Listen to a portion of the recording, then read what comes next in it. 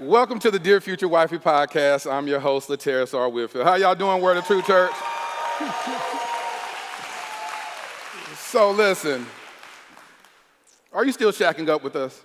If you're still shacking up with us, why don't you go and hit that subscription button and subscribe. Make sure you turn on your notification bell so you'll be notified about upcoming episodes. So listen, Pastor Eben was like, you know what? We had a meeting this past week. He said, you know what? You know what would be really funny is if I bought you a Gucci shirt. I said, you know what? That'd be real funny. That'd be hilarious. I mean, my God, that's the best joke anyone has ever pulled on me. That'd be amazing. So that's what he did. So in his absence, his shirt is making an appearance. So I just want y'all to know that. So listen. It's been an honor to be invited to do this with y'all, and I have an amazing panelist today. I have my buddy Rodney and Carlin Manuel. Give it up for them, y'all. And I have Deontay and Erica Miller joining us. Now, it's very, very intimidating to be in front of a group of people and transparently share your story. And on the Dear Future Wifey podcast, the platform, we keep it lit. We live intentionally and transparently. And so I always honor people who are able to walk in their transparency and their truth. And so today, we're going to talk about some things today. See, what I find so honorable about this moment is oftentimes in churches, we don't get a chance to really talk about stuff that we are really, really dealing with, and we feel like we're all alone dealing with these struggles. And how many of you married people have gone through some things in y'all lives? Y'all have gone through some things in your marriage, and let me ask y'all, have y'all ever been on the brink of divorce? Anybody? This testimony time, did y'all ever feel like y'all was going? Some of y'all partners like, oh, for real? You want to divorce me? So that's what we doing? So listen, we're gonna talk. So I was thinking about the topic of today's episode, and today's episode is going to be titled, Why Do We Cheat? Oh, yeah, we're going to go there. Is it all right? Can we go there today? So Word of Truth Church, do I have permission to just go there? Can we talk about some things today? All right, so we might as well go here. So listen, we're going to jump right on into this real quick. So have any of y'all on this panel, Rodney, Carlin, Erica, Deontay, have y'all ever dealt with infidelity? Yes. Yes, we have. Yes. Y'all have. Y'all have. Which one of y'all, let me ask y'all, out of Erica?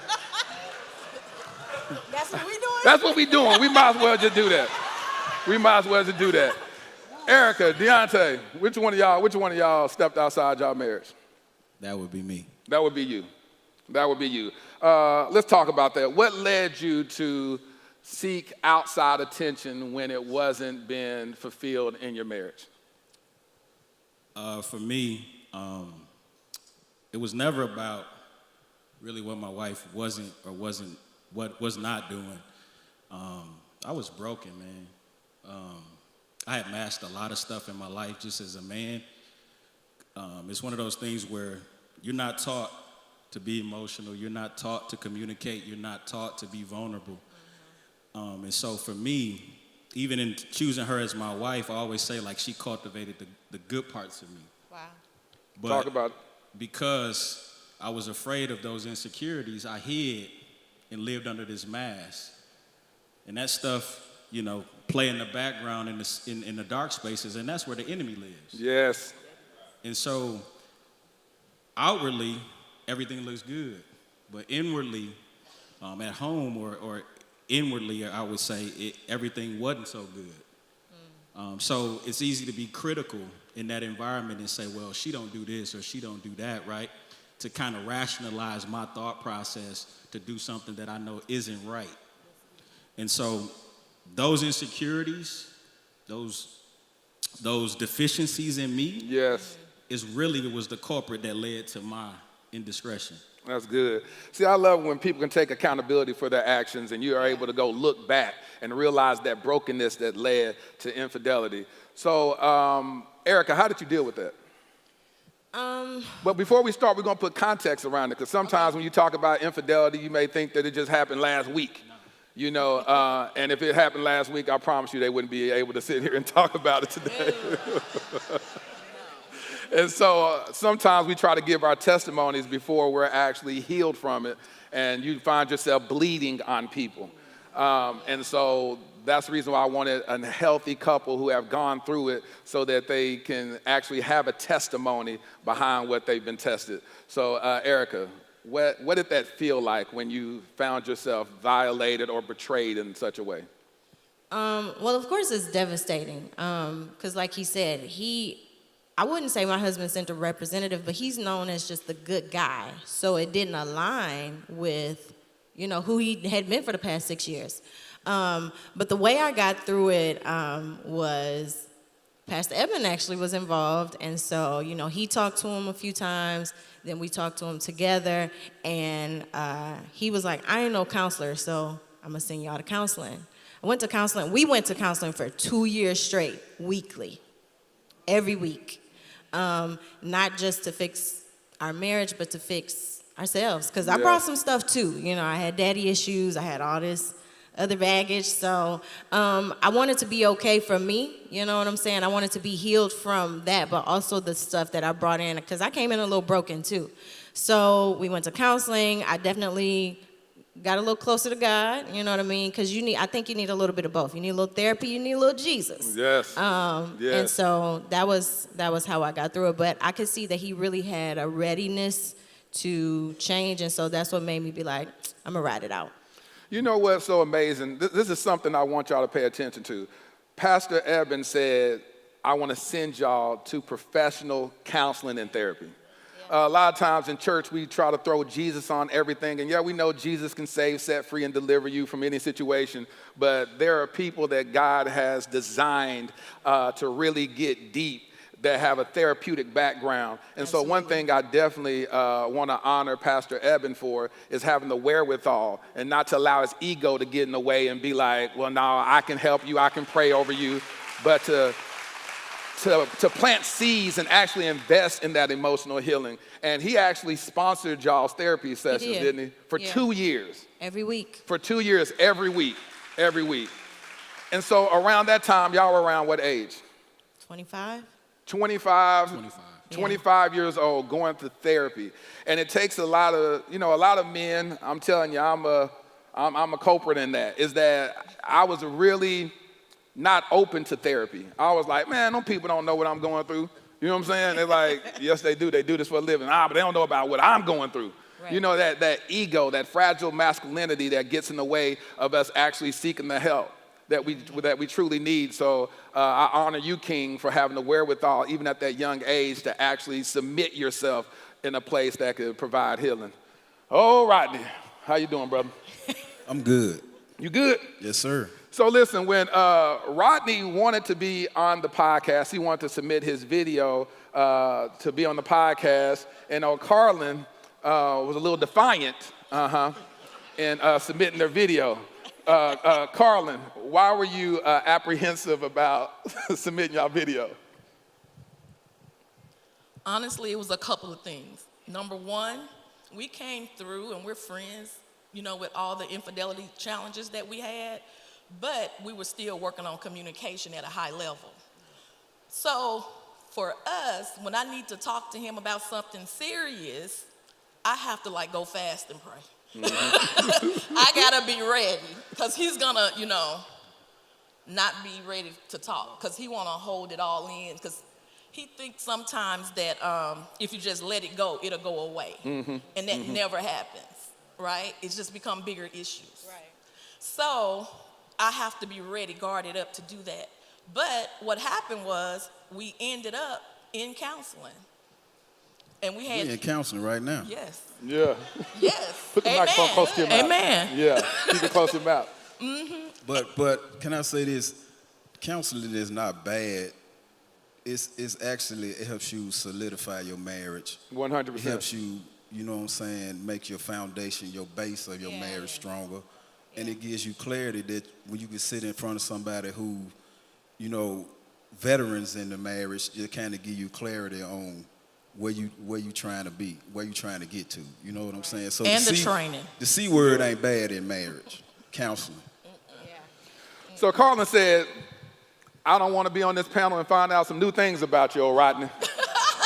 So that's basically what she said. She said, listen, I don't want, she said, we need to go talk about whatever it is, because you don't like talking. We're going to talk about it before we get in front of a bunch of people, That's right. because she's going to show all her emotions on her face. Yeah. And so these Yes. couches will be getting turned over, flowers will be all thrown out into the audience. It'll be So, on the pop. so we want to make sure we provide a healthy environment for people to all heal. We don't want to Well, push I've any seen triggers. your show. And if you say one thing, he's like, hold on, let's unpack that.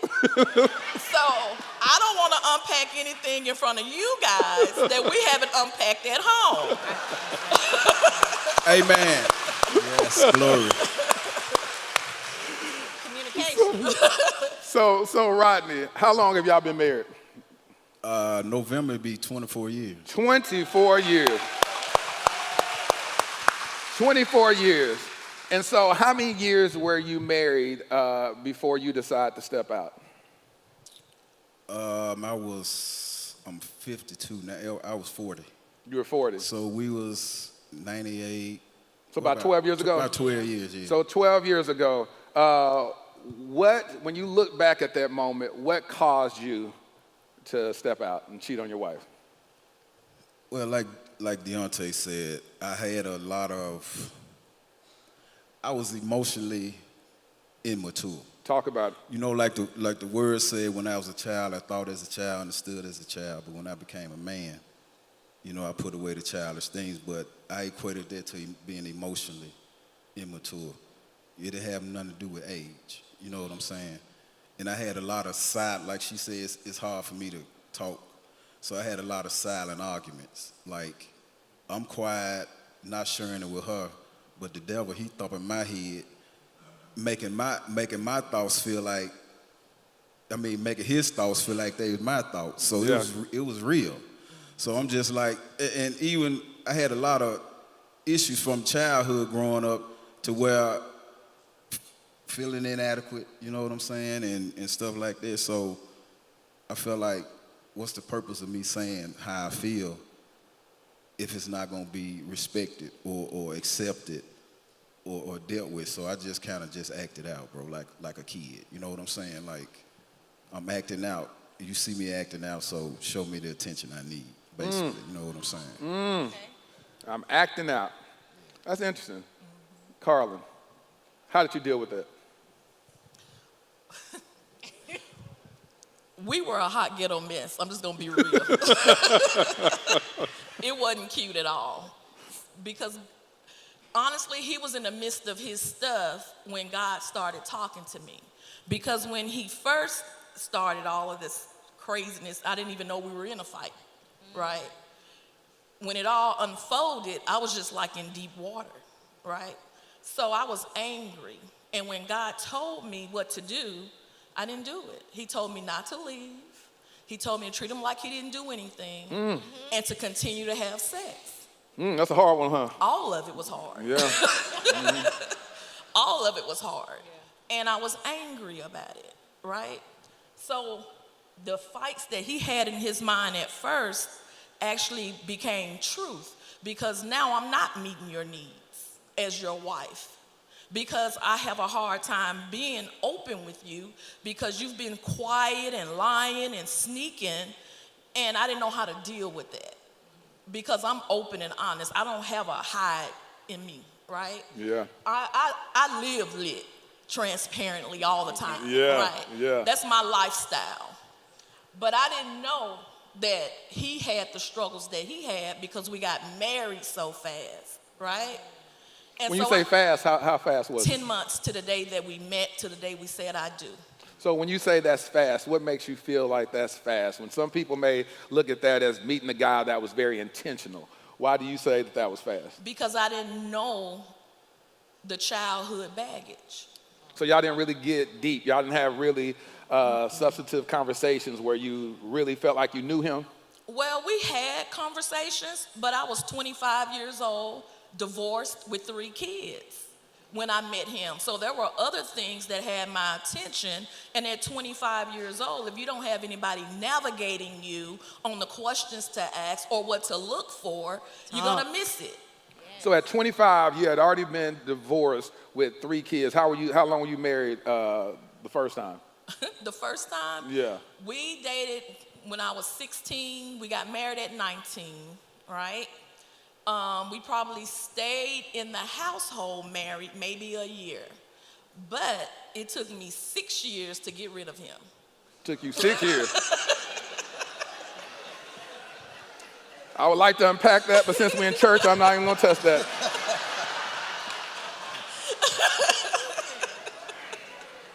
Rodney, just shake your head. Just nod your head if you know why it took a long time. I'm not blinking, so I'm No, good. So you good. So you were married, and in our pre-interview, I found out something interesting from you. Did you ever cheat on your first husband? I did. And what led you? Put your microphone close to your mouth. I did. Yeah, I need you. It's testimony time in the church. Say it with today. your chest. What made you step outside of your marriage? Again, I was young, and when he cheated, I told him, "Thank you for letting me know. That's what we're doing." I appreciate you. That's what the old folks say. What's good for the goose is good for the gander. Never knew what that meant until right now. And I never fought him or complained. Now, he was abusive. I would fight back. But he wasn't somebody I would talk to and just be open with because he was a very violent person, right?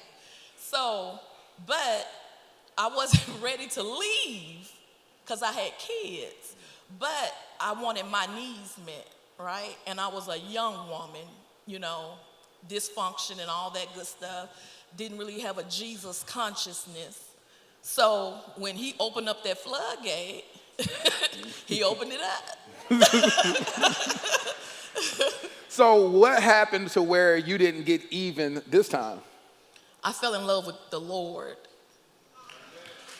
It wasn't like I'd be cheating on him. I'd be cheating on him. Talk about it. One of the most painful things that my ex-wife told me, I was married 2 weeks shy of 10 years when I got divorced. And when I stepped outside of my marriage, I cheated on my wife several times. And I wanted her to get even. I just wanted her to get even because misery loves company, and I didn't want to be the only bad person. I wanted her to be, I'd be like, see, told you, you just like me. But what she told me broke my heart. I said, did you ever want to cheat on me? She said, yeah, I want to cheat on you, but I never want to become you. And at that moment, I knew that she had a higher level of accountability. She had a higher level of integrity. And that was one of the things that resonated with me, is that I cheated because I had a lack of integrity. I cheated because I had a lack of discipline in my life. And so that's what this journey has been for me, as I journey to discover, uncover, and recover love, is to heal that broken boy in me, to help heal that level of that lack of discipline in my life, and to actually walk in the fullness of God, so that no matter what happens in my next marriage, that I'm solid, I'm 10 toes down on the Word of God, and I don't project what somebody projects on me, and I'm able to operate in integrity. So Erica, how long were y'all dating before y'all got married? We dated for about 6 years. We started dating when we were 18, like freshmen in college. Freshman in college. What made you, because oftentimes we always hear about the man proposing, but there's also an acceptance in that proposal. And we don't really talk about that. I see a lot of videos on social media where these guys get down on one knee and they propose, and the woman tells them no, and I'm like, I don't know how you didn't see that coming, because I don't know how. You should do some trial closing. Like I've been in sales, and so in my life you have to trial close. So what made you accept his proposal? Like I said, like most people who know Deontay is like, he's just a good, solid guy. But there were certain things that I saw in him that I didn't see growing up. Like, he had a two-parent family, and so I could tell he had the aptitude to be a good father to my future children, which he is. You thought about that in your 20s? Oh, I'm an old soul. Oh, yes. Yes. I was like, okay, he has the aptitude to be a good father. Even though he says he was emotionally quite not there, it was more than I'd experienced thus far. So I was like, okay. So I saw a lot of existing characteristics that I knew could grow further. And so I was like, this relationship can have some grit. It can withstand, you know what I'm saying? Not just potential, but some existing characteristics that he could build on. So that was enough for me. So, Deontay, now this is going to be a little foreplay moment for you, praise the Lord. Why did you marry her? Well, for me, I said it briefly, but there's a few things. The main reason that I married Erica was that, again, she highlighted, she captivated the good parts of who I was. But I will say this, I don't believe in love at first sight, right? I don't believe in that. I believe that with my children, but this is something that I had to grow to. Because remember, as a man, naturally, my heart is closed because that's the way I'm raised, right? And so I feel with my heart the same way women feel about their bodies. You just don't give it to anybody. Talk about it. And so with being with her and growing with her and seeing some of those things that she pulled out of me, my heart began to open, right? I knew God back then. I knew, I had laid it out. I want my wife to be this. And, of course, all this goodness gracious,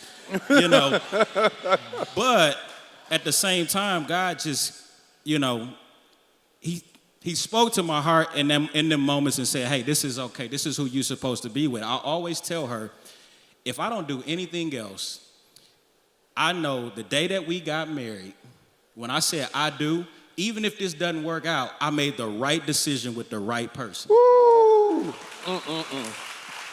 I would have to agree with that.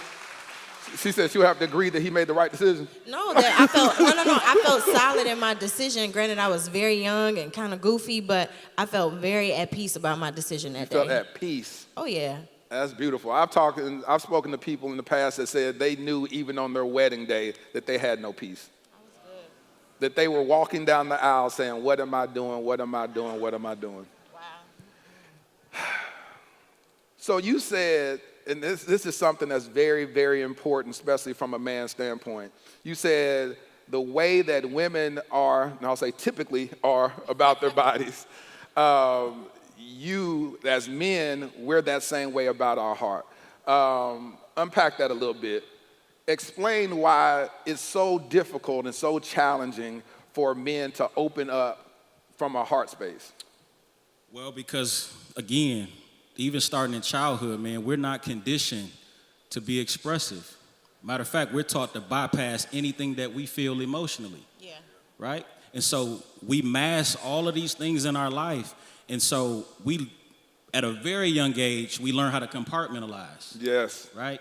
We say, hey, if I can just tuck this away in this box and keep everything the status quo, everything at peace, I'm good. That's why I cringe when I hear guys say that are married and say, hey, as long as she happy, I'm happy. Yeah, that's That is so dysfunctional. Yeah. Because if you're not good as a man, guess what? You can't be good for your wife. Talk about it. Talk about You it. can't. And so for me, with my heart, I knew my heart was closed. Some of it was by the example that I had. Some of it was by the way that I was raised. And then some of it was just my insecurities, man. My lack of vulnerability and my just not being emotionally intelligent. Let me ask you men, how many men can admit that you have a lot of insecurities? So when y'all look around and y'all see that men have insecurities, a lot of times we don't talk about that because it makes us feel weak as a man. It makes us feel like the big thing on social media, you a simp because you're admitting to your insecurities or whatnot. And it's so crazy because at the end of the day, we all struggle with certain insecurities. And the marriage bed is the place to where we're supposed to be able to lay our swords down and say, here I am, I'm naked and unashamed. Here I am. But we are having physical sex with each other and making love to each other physically, but can't make love to each other from a heart space. And that's what's missing. Wow. That's what's missing. So, Rodney, how do you feel? No, let me ask you, why did you marry her? Because I saw the independence. Is Rodney trying to talk like Barry White or something up in this? No, it's just that's just that bass, man. You No, just Rodney feel trying to that be bass. sexy all on the. We in church, Rodney. We ain't on a radio show. So I'm trying to be all sexy. No, just all right, bro. Whatever. I'm messing with you. I'm messing with you. I'm good. So why'd you marry old Carlin here? Because to be honest, she was a challenge. She was a challenge to me. And she actually, when we first met, she made me nervous because she actually looked me in my eyes like, "What you want?" Like, and then I was like, "You making me nervous," so I got up and left. And I honestly don't know how we even exchanged numbers or even got conversation. But I respected the mother that she was to her kids because when I met her, she already had kids. So, and she was real independent and strong, and you know what I'm saying? Just Hold on. You talked about some stuff that some of these new age men are intimidated by. Because there's some stuff going on in these social media streets with these red pill communities. They just don't like a strong woman. These men are they flimsy dudes. I don't know what's wrong with them. I don't know what's wrong. They are intimidated by the strength of a woman. And that's the thing that I find the most sexiest about a woman is her confidence. So you tell me, why were you attracted to her based on her strength and her confidence? because I saw something in her that I didn't have in me. Come on here. Woo, Lord And Jesus. I knew that she was the one to help me get to that level in life that I wanted to get to. Woo! You know what I'm saying? Yeah. Yeah.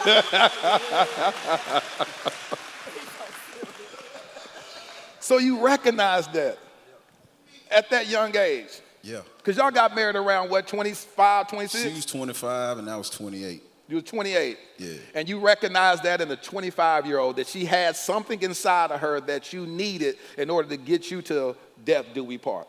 Yeah, because she knew who she was. Woo! And she stated that fact off top, like, this is who I am, and if you want to be with me, this the level you got to come up to. And I was like, okay, you know what I'm saying? So I was with it. I was with the challenge. Ooh, he said he was with that smoke. So And I was okay if he wasn't up to the challenge. talk about that. Why? Because I had already had 3 kids. I had already been married. I know that I didn't want a bad marriage again, right? So I know what a dysfunctional, crazy mess of a marriage relationship looked like. And I wasn't willing to walk into that again. And like what he said, when I first met him, he was in another girl. I was over my cousin's house, hanging out with him. And he was taking home what looked like to me his child to his mother, right? But it turned out that he just got attached to the baby, and it was an ex-girlfriend. They had been broken up for about a year. But that doesn't look good. He's like handing his kid back, and he knew my cousin before he knew me.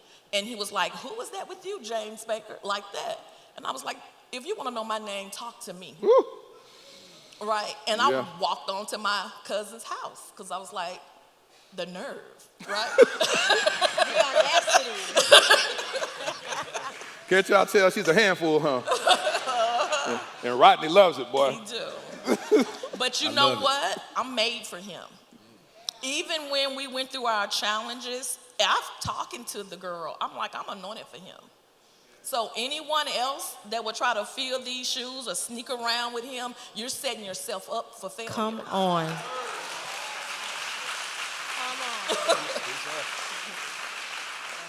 Yes. And I'm not jealous. I'm not making sure he don't do it again. I'm not doing any of that. I'm living my best life. Listen. It's the confidence for me. Period. When you know who you are and you know who God is, that's how you can walk in Godfidence. Yeah. It's Godfidence. And that's what's so beautiful about it is that you said I ain't running around, sneaking, going through his phone. I mean, you ain't going through his phone, are you? I did go through his phone. Oh, okay, I'm sorry. I'm not doing it now, but when all that unfolded, I gave him the opportunity to talk to me because I know how I'm made up. I'm like, either give me the phone or be honest. And he wasn't forthcoming all the way. So not only did I go through his phone, I went through his Google, I went through everything. I did, and I make no bones about it. I'm not even ashamed of it. No, that's your man. Because I was ready to leave, and God interrupted me and asked me, what if I want you to stay? And I was like, why you want me to stay with him? He broke my heart, and you knew he was doing it, and you never said anything. Ooh. See, doesn't that cause a shift in your relationship with God? Yes. When you say, God, I'm serving you, and I talk to you, why aren't you talking to me about the very thing that's the most important thing around me, which is my husband? Right. So why don't you uncover him for me? So how did you end up finding out about it anyway? Uh-oh. He had a secret phone Uh-oh. that he had for years, right? Because our stuff was for years. It wasn't a matter of weeks or months. Our stuff played out, right? Because he is a truck driver, so you can hide when you're not at home, right? The lack of character, and honestly, I believe if you cheating, you have low self-esteem. Yeah. Right? Because why do you want to uncover yourself like that with multiple people? And if you love yourself, you don't want to share yourself like that. Talk You're about taking it. pieces of yourself, giving it everywhere. Facts. You know what I mean? That's Facts. low self-esteem. It's by nature, just in doing that, you need healing. There it is. Right? I forgot where I was going. I don't know, but it sounded good anyway. I'm like, you ever minister to me? I got low self-esteem now. No, you're whole. Yeah, You're we whole. some low self-esteem people. We need to get. No, you're whole. And I say that because we were going through so many things that I didn't even know we were going through. Yeah. So we was unpacking so many things at one time. And like I said, we went through a span of years. By the time I actually found out with the phone dropping out of his pocket. Oh, it dropped out of his pocket. Yes, he forgot it. He had this phone for years and it fell out his pocket. The Holy Spirit just made it fall out of his pocket. Yes. Here's the deal about the phone, right?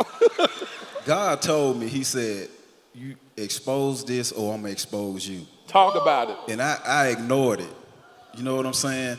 And coming home from work, like, was just tired, just dog tired, forgot the phone was in my pocket.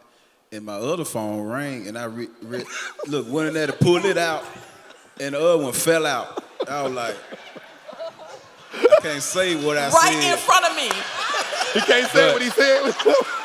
I'm just gonna let everybody think it. You know what I'm saying? I can't say what I said, and he was just like, "Hey, there it is." You know what I'm saying?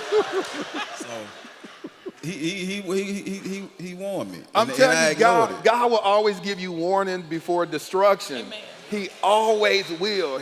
Because he's a gentleman. Yes. See, that's the part that we don't want to talk about is how gentle God is with us. That he'll try to give you an opportunity to be transparent so you can expose yourself. Because the minute that he has to expose you, oh, you don't want the aftermath of that. And it feels as bad as it is to actually tell your spouse that you are cheating or you're unfaithful, that spouse would respect you a whole lot more than them having to find out however they found out. They would love for you to be, because at that point that they know, you know what, you have a level of morality and a level of conviction that's operating in your heart because now you are confessing it. But now they have to deal with, you was never going to tell me until the woman called me or the dude ended up calling me, because there's a lot of women that I've met that step outside their marriage too. Y'all just a whole lot better about keeping the secrets. Y'all a whole lot better at it. And so what happened, y'all could be amazed. I get a lot of DMs from people who are struggling in their marriage, women telling me that they've cheated on their husbands, and men telling me that they've walked in the bed and saw their best friend sleeping with their wives or whatnot, stuff that they can't really be vulnerable with anybody about because, that's how do you talk about that stuff? But the first thing I tell everybody is tell your spouse. Like if you're stepping outside your marriage, and I'll tell y'all in this audience right now, is that tell your spouse, because healing can't begin unless you first uncover yourself.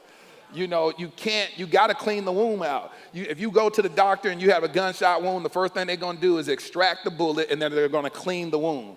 But a lot of us are trying to heal with the bullet still lodged in our body. No, that's not gonna work. And what's gonna happen is they'll find that if you try to heal, if the wound heals with the bullet still inside of you, it starts moving around as years go by, and it can cause more damage later on than it could have done when they was just extracted at the beginning. Come on, somebody. So go ahead and uncover yourself. Uncover yourself. How many years have you been married now? Almost 24. Almost 24, like you said. Y'all about to celebrate in November, y'all 24th wedding anniversary. And how many years have y'all been married? We've been married 13 years. We'll be married 14 in March. 14 in March. Has marriage gotten easier? Immediately, yes. Yes. Yes. Yes. 100%. It's like after year 5, we kind of hit our stride. So what made it get easier? If you go pinpoint, what made it become easier for y'all as a couple? What would you say? I think if we circle back to what Carlin talked about, is that communication. Yes. You know what I'm saying? Me and Deontay, like, I'm not going to say we joke about infidelity, but it's something that we definitely avoid because, like Carlin said, get back, that's the thing, too. I didn't do it, but I thought about it. You know what I'm saying? And so now we're very honest in our communication.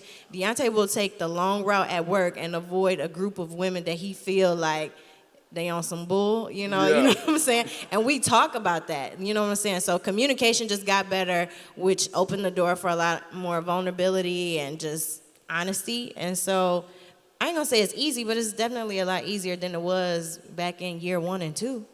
So Deontay, you said you'll take a longer route avoiding the group of women. Mm-hmm. What made you start doing that? Developing that accountability in my life. And I'll kind of make this brief and tell this story. When this happened, she left for a couple days with my baby Bryce, who was not even a year. So I'm young. Of course, my marriage is in shambles. I'm broken. And I remember her leaving, and she went away for a couple days. And yes, we hear God will cover you. He will give you grace, but you can't control the consequence of that sin, right? She has a choice whether or not to stay or to leave. So I'm kind of just in this space of vulnerability.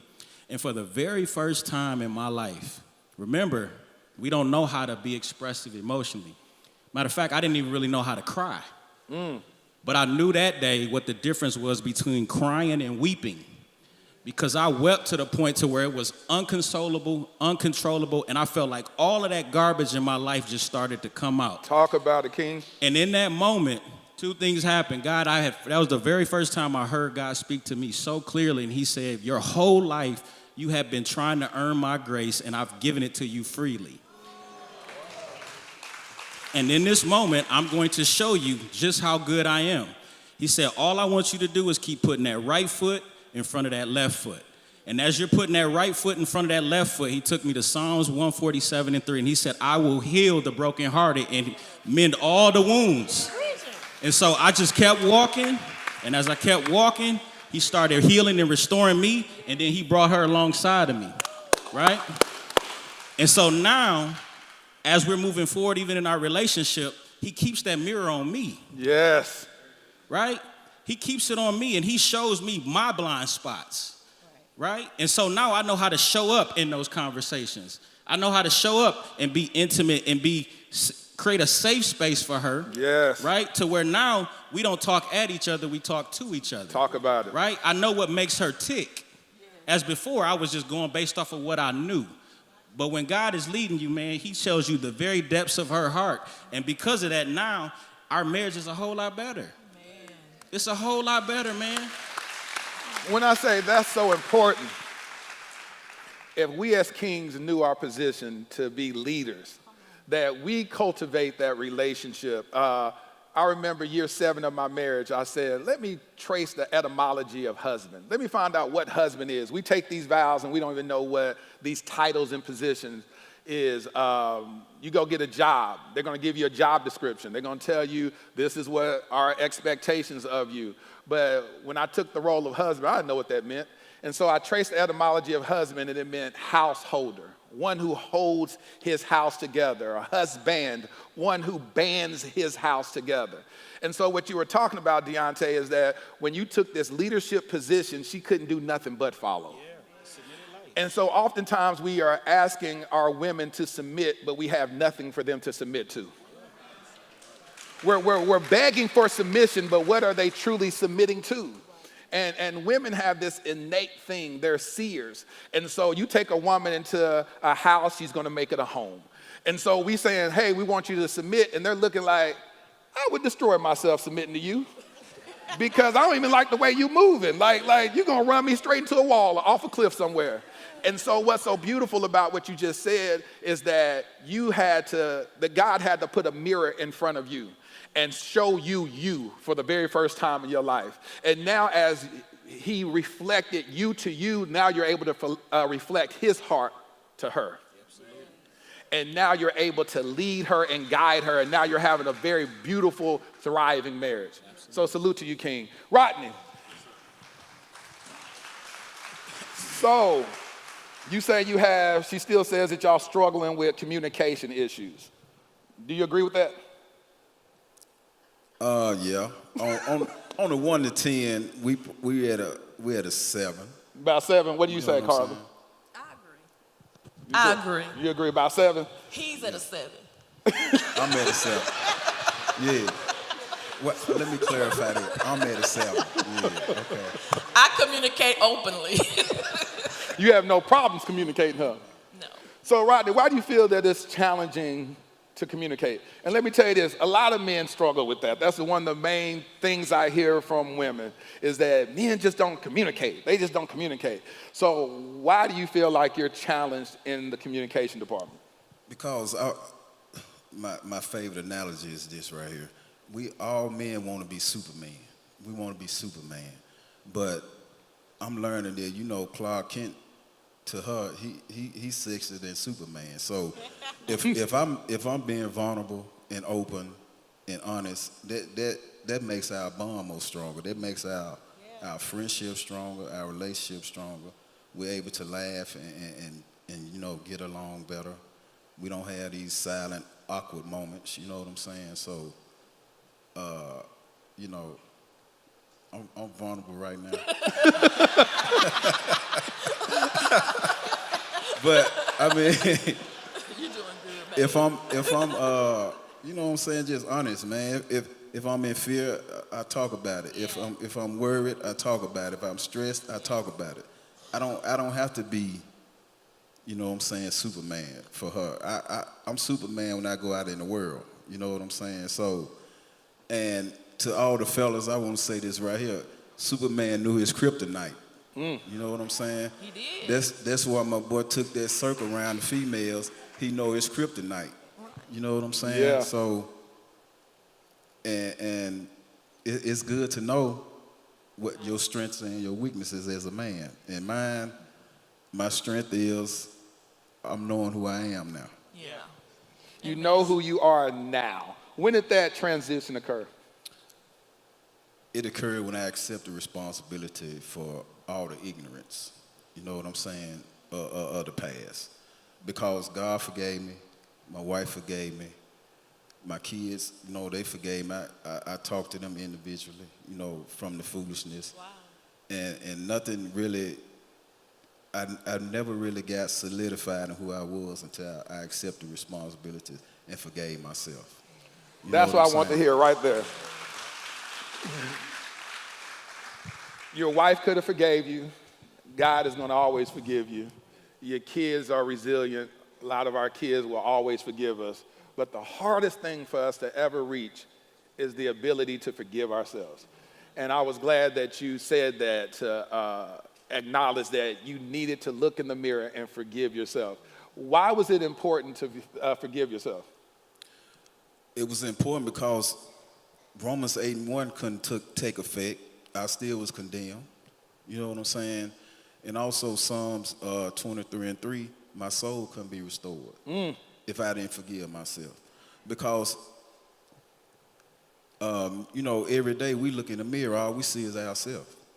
And it depends on what you see or what you say kind of determines who you are to yourself. It don't matter what everybody else think. You know what I'm saying? It's what you think of yourself. Right. And every day I look in the mirror, I say, I love you, boy. That's good. And I'm gonna do what's best for you today. You know what I'm saying? So that's where I am, bro.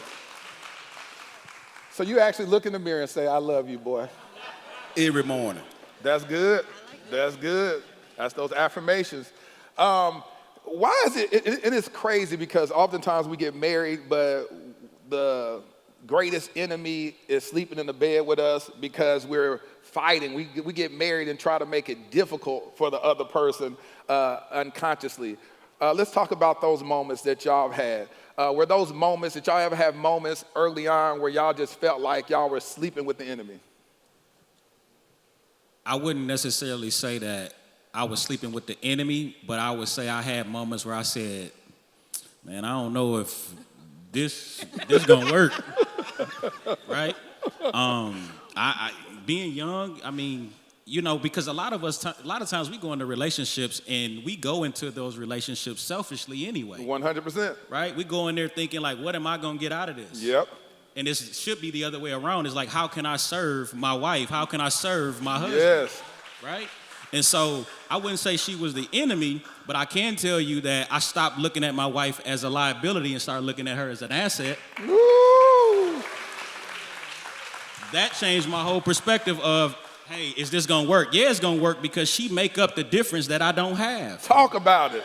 Right? I can only give you 80%, but her 20% represents my full 100%. You know what I'm saying? And so, yeah. Yes, I had those moments, but you gotta, like he said, like Rodney said, man, you got to mature. You have to look at yourself inwardly, and you got to be honest with yourself and say, hey, what am I contributing to the benefit or the detriment of this relationship? Yes.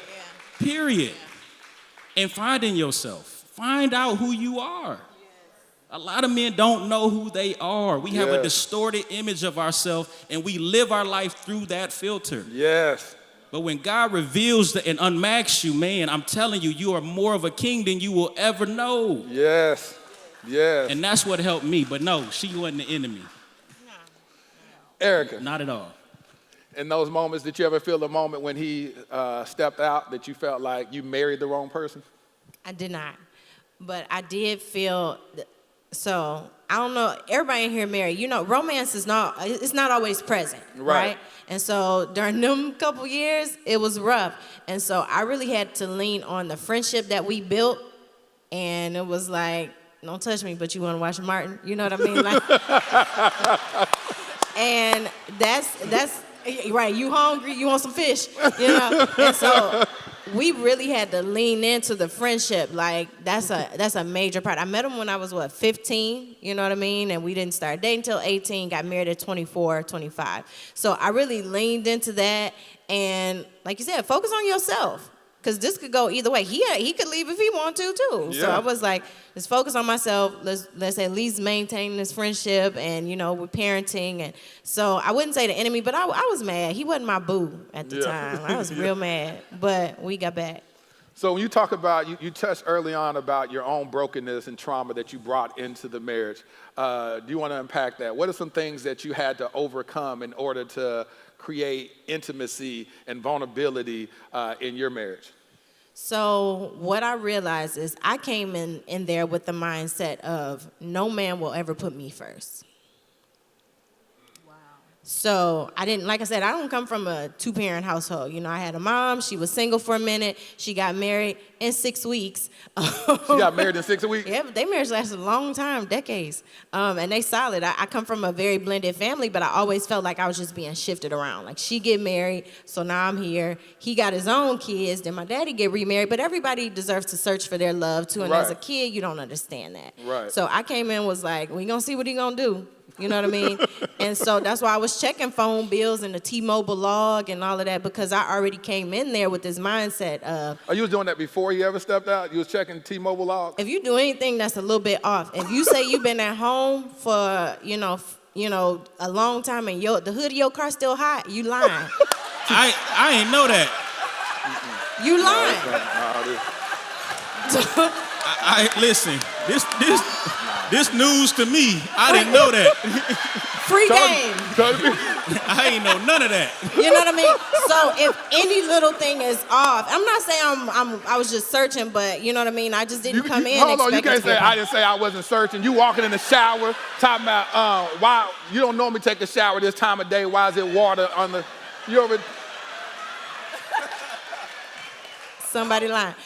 But so I came in with that really broken mindset when it is possible for a man to put you as priority. You know what I mean? Like, and if he tell you his hierarchy, he gonna say, it's my wife, it's my kids, it's my family. You know what I mean? And Yeah. God is at the top. You know, but I didn't think that was possible for me. You didn't think that was possible. And that's interesting because we come into these relationships projecting our insecurities, and any little red flag, we call it red flag, but it's just learning. You know, everything isn't a red flag. You got two different people from two different backgrounds, two different upbringings. You're like, that's a red flag. You know, it's like, that's not a red flag. So you're loud. You're talking to me loud. That's a red flag. You're like, yeah, I'm just talking. I just get excited. I came from a family. Well, see, that's a real thing for me. I grew up in a family where we just talk loud. We just loud. Everybody just talk over each other. We loud. And so then I met a woman. When I got married, she's real quiet and she talks like this. She's like, you're just so loud. And I'm like, am I loud? You're hollering at me. I'm not hollering. I'm not hollering at you. I'm just trying to. Yeah, so that's the thing. You may look at it like, oh, it's a red flag. He talk loud. He gonna hit me one day. No, I just talk loud, you know? And so the reality is that we grow together, and that's the beautiful thing about marriage. You said that the 20% that I'm lacking, she makes it 100%. And that's 100% of what you need. Not that the 20 plus 80 is 100%, but that 20% is 100% of your need. Oh, well, I can preach on that. Anyway, let's go here and talk about this real quick. So when you began to, as y'all begin to go through y'all's journey, 24 years in, a lot of times people that may be on year 1 or year 2 can't ever see year 24. What would you say to encourage them to see year 24 while they're yet at year 1 or 2 struggling? Well, one of the things that were crucial for us is that we had older couples that we talked to. That's good. That's one thing. And by the time we got together, I had found Christ, right? So I was putting all that energy in my relationship with the Lord. You know what I mean? Yeah. So when we got married, it was crazy. Because, see, for us, it probably was the first 7 years that was hell. And I'm just being real, right? Yeah. So Well, I want to touch that. I did a TED talk about that, about 7 year. The 7-year itch is real. So when you make it past year 7, it has a tendency to start getting a little bit better, but 7 years, even outside of marriage, that the year, when you get to about 7, you start struggling with, even if you bought a house and you made a big purchase, you start having a little bit of buyer's remorse. Right. And so, and that studies that traces all the way back to 1950s or whatever. It was a movie that came out called 7 Year Itch with Marilyn Monroe or whatnot. And so you said the first 7 years of your marriage was a big struggle. Yeah. And but you said it was hell, but we're gonna say struggle. You said it was a struggle. And so what happened after that started changing the tide? Honestly, to me, looking back, nothing. Nothing changed? And I'm gonna say why. I'm gonna tell you why nothing. Because by the time we hit infidelity real hard, we was married 10, 11 years. So for me, year 7 started I just had a switch in my mind as far as where our marriage was concerned. But the honest truth is, how much better could it have gotten if he was struggling the way he was secretly? Right? Yeah. So I think for us, and we got married 1998. We've always been like friends, hanging out and all that good stuff. But 2016 is when everything just hit the fan. And either it's like, we're gonna make this happen or we're gonna do something different, right? I'm not going any further with you in this, right? And the Lord had already told me to stay, so I went like on mission, get him to make a decision, but I was giving him struggle. Okay? Yeah. And so he never knew what he was coming home to, because I had went on a warpath with him just because I was tired of him not talking, hiding what he was going through, not really being fully present in the relationship, right? So either you're gonna commit or you're gonna go. I'm fine either way. I want him to stay. I love him. You know, I'm gonna pray. I'm gonna hurt if he stay, if he, continue this way. Right. And I'm gonna hurt if he leave, but let's start the process, which one that is. And so I just gave him hell. I did. I just gave him hell. Either you're gonna. I can see that. Yeah. I could. And I made a conscious. I feel a hell-raising anointing over you. Yes. I feel Hallelujah. it. I feel it. Glory.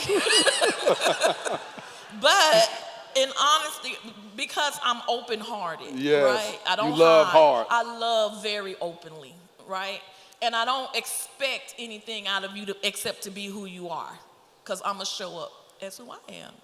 And so when he was still not wanting to communicate, not showing up present in a relationship, I just started acting crazy. I'm just going to tell you the truth. And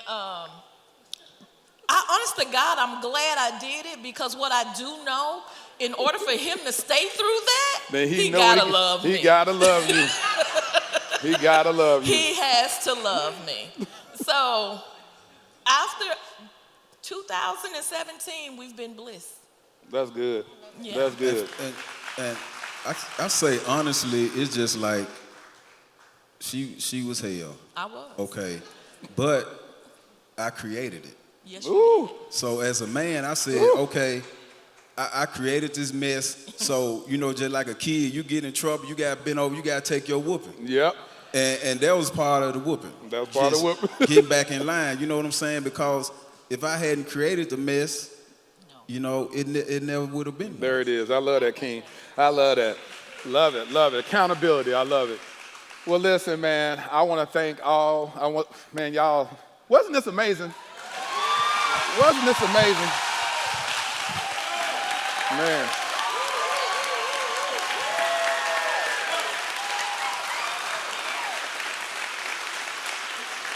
Listen, it takes a pastor that has vision and insight to allow something like this to happen.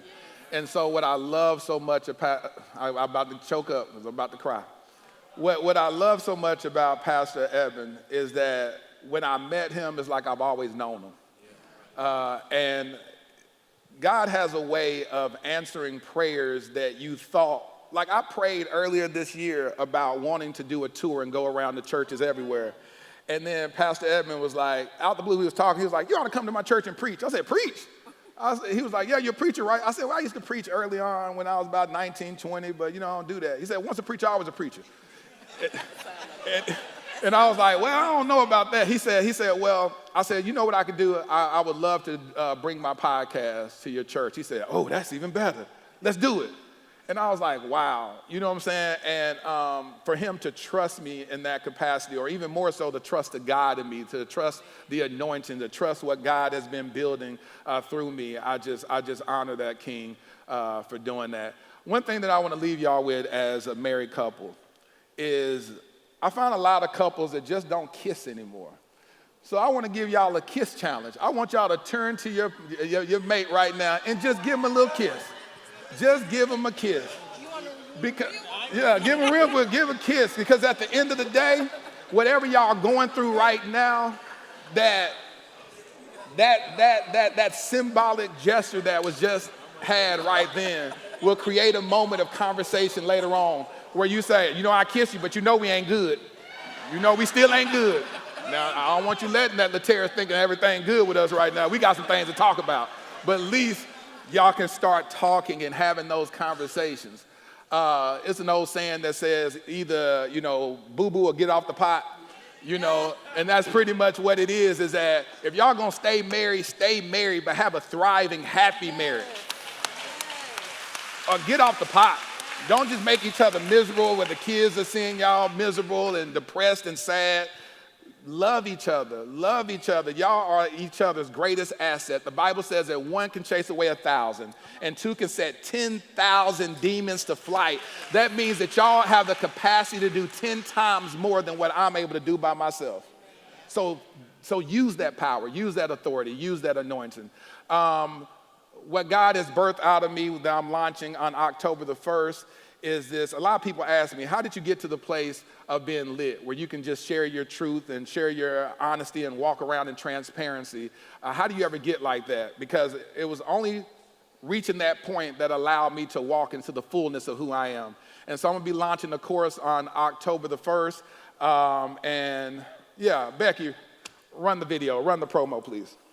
How can you evolve to the state of mind you openly confess your faults? Healing. Imagine a life where you are unapologetically you. Freedom. What could you accomplish fully showing up in every area of your life? Anything. Your new life of endless possibilities awaits. Become an exclusive member of the Lit Society. We are all flawed humans. The difference between the Lit Society and others is we admit it and then do something about it to impact the world. We keep it lit. Live intentionally and transparently. This isn't just another program. It's reprogramming destructive mindsets to live intentionally and transparently. Become lit. Join the elite and become a member of the Lit Society today.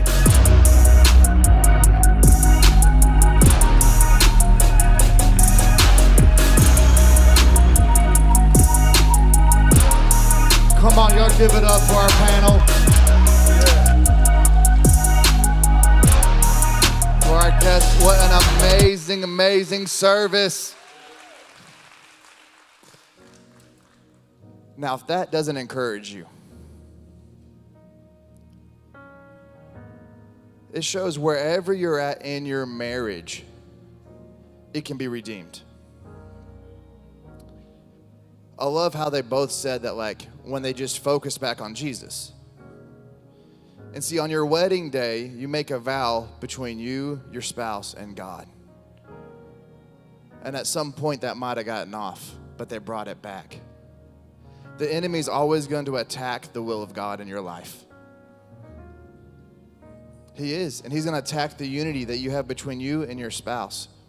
And you have the opportunity to either fight for it or flee from it.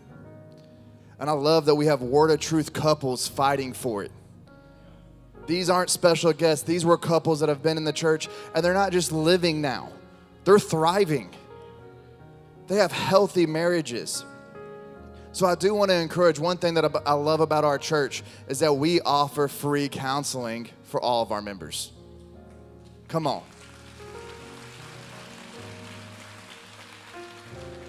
You don't have an excuse. It's free. Will you fight for it? Will you fight for it? So I just want to encourage y'all to keep fighting. It's worth it. It's worth it. If you're in year 1, 6 months, year 24, fight for it. And watch how when you fight for each other, how God will transform your lives. Amen. Amen. Hey, thank you so much for joining us today. Hey, if you liked our service, please give us a like, give us a share, give us a comment. Let us know where you tuned in from, where you're from, and join us again here next Sunday. Thank you again so much for being a part of our service. Cannot wait to see you again.